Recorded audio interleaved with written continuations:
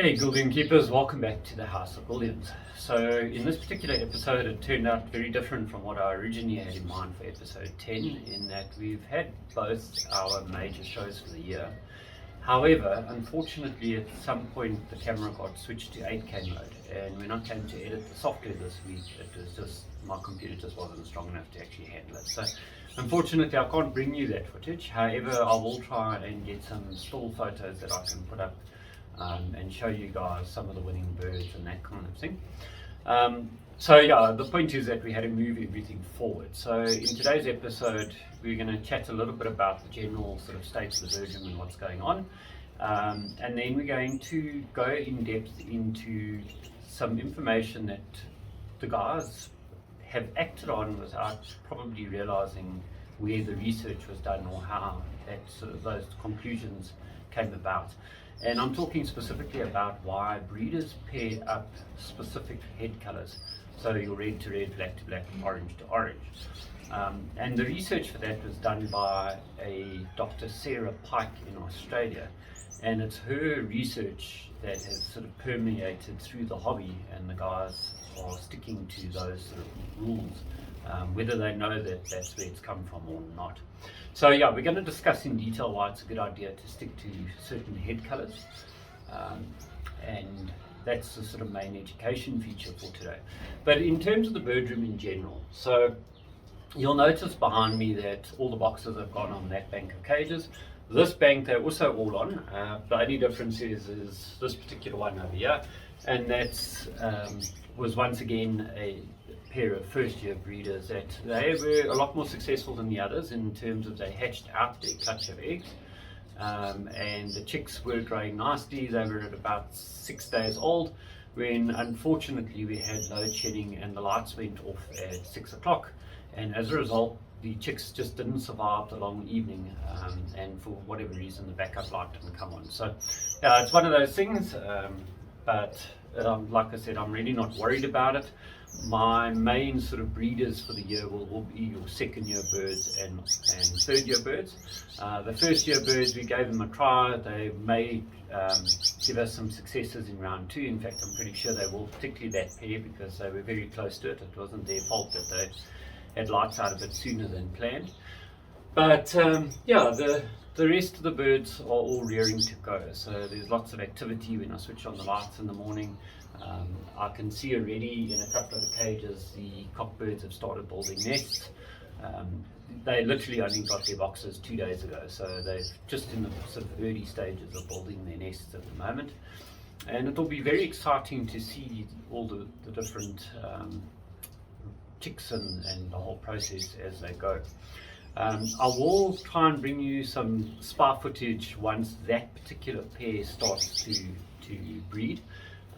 They were the pair that gave us the orange-headed, purple-breasted chicks, Oda and Josephine, that I put the spy camera in the actual nest box. And remember last year they bred incredibly late in the season, more towards sort of the summer or spring and summer type thing opposed to winter like the rest of the birds. So at the moment they're fully through the molt, but I don't expect them to actually go to nest for at least another month, 2 months, because it's not their normal cycle, even though they're through the molt. So we'll see what happens with them. Maybe they'll surprise us and breed earlier, but I'd be surprised. So yeah, that is coming. But otherwise everyone's in great health condition. We had one little hen bird that was looking a bit off colour, but I think that was probably a bit of stress from having a mate caught for the show bench. So I just put a little bit of extra vitamins and stuff in their cage and heated the room for a day just to help her get through it. Unfortunately I was in a bit of a hurry, so I couldn't get her into a hospital cage. So yeah, I just put the heater on and walked out the door, and yeah, by sort of that evening she was looking back to normal. So yeah, we've got no sort of health concerns that we need to worry about. At the beginning of the breeding season we've pre-medicated in terms of deworming and making sure the birds are free of mite and all that kind of thing. So we've put all the prep work into the breeding season, and that's what the first 9 episodes for the channel were all about. It's about that preparation and making sure that you've got your birds in a position to be as successful as possible during the breeding season itself. So yeah, that's pretty much what we have planned for today. We're going to now move on to the actual head colour discussion. I hope you enjoy it. This week's episode is a little bit shorter. Like I said, unfortunately the show stuff didn't happen, but I may be able to salvage some of that footage, so there may still be some of it at the end of the episode.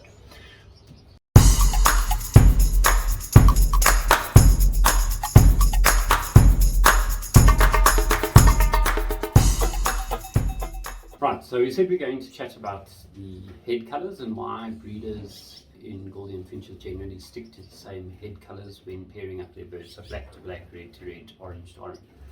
So they may not realise the reason why they're doing it, or should I say where the idea behind that comes from. And the answer to that is that it comes from the research done by Dr. Sarah Pike in Australia. And I would strongly recommend that you Google her work, because she's done some really fascinating research with the Gouldian Finches.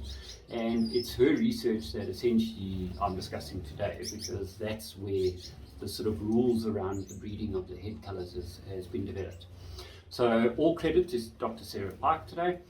Really thank you, if you end up ever watching this, for the excellent research that you've done and the valuable tool that you've given us as breeders to now apply your research in our bird rooms and the way we breed our birds. So yeah, so basically what it comes down to is that one of the sort of studies that she did was she looked at the personalities of the Gouldians based on head colour.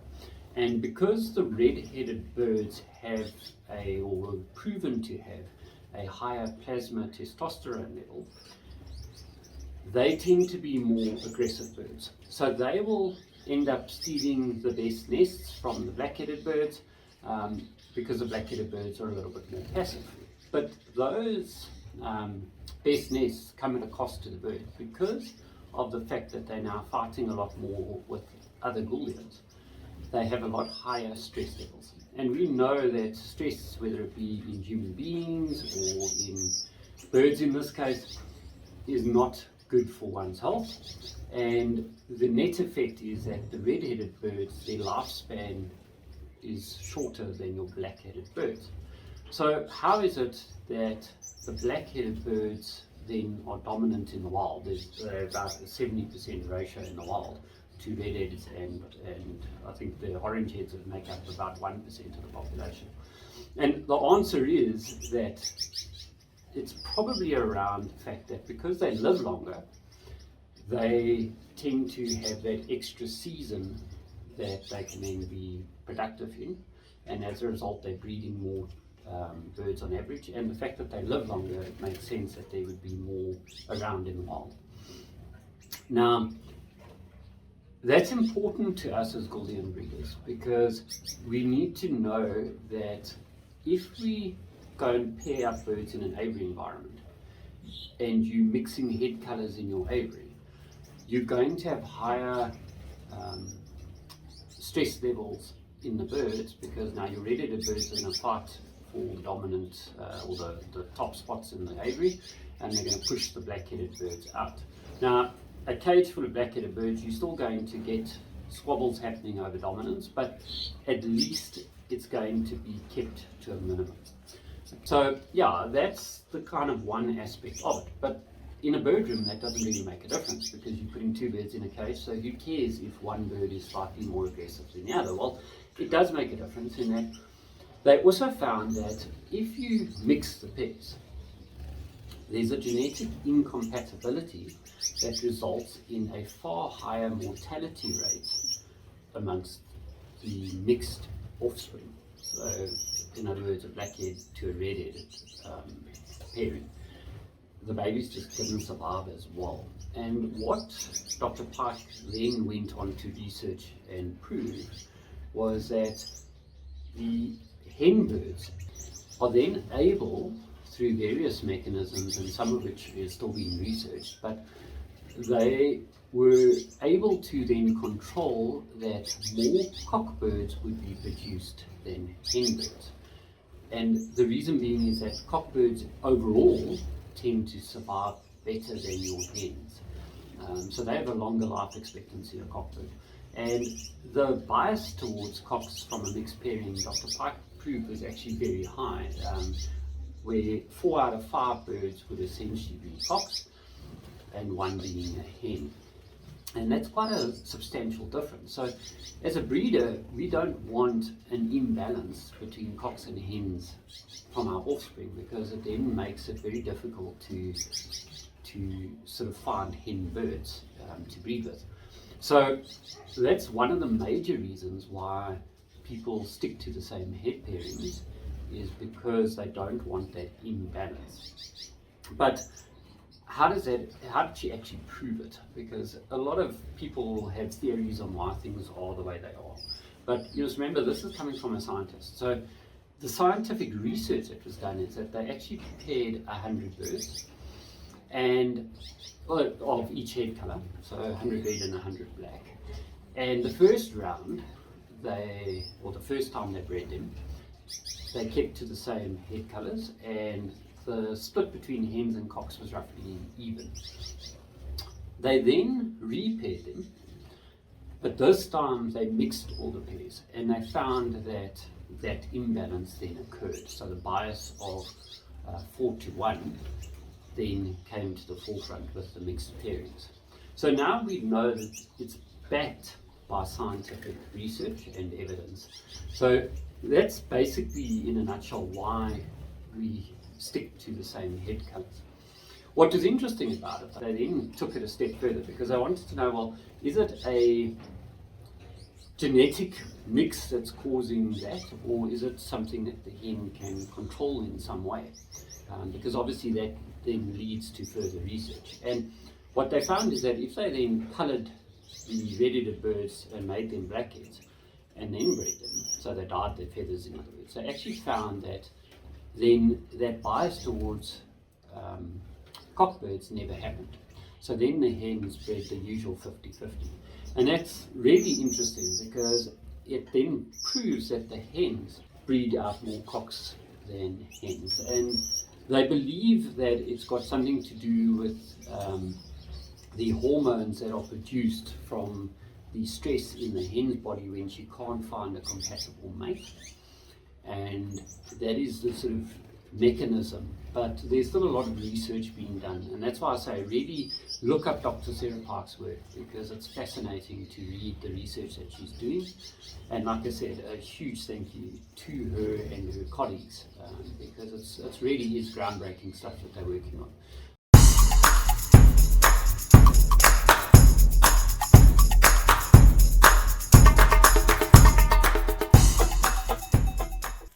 Right, so the Gouldian Finch Collective had its Championship Cup, which is an open class show, so you have to have owned the bird for 3 weeks prior to entering it.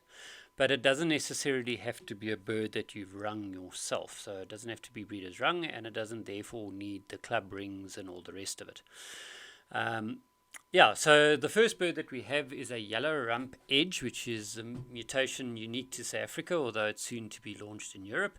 And this particular bird is a white-breasted version of the yellow rump. And you'll notice that it has a lot of edging in the wing, which is also quite variable in the yellow rump. Other than that, the bird was a great example of a good typed Gouldian or model.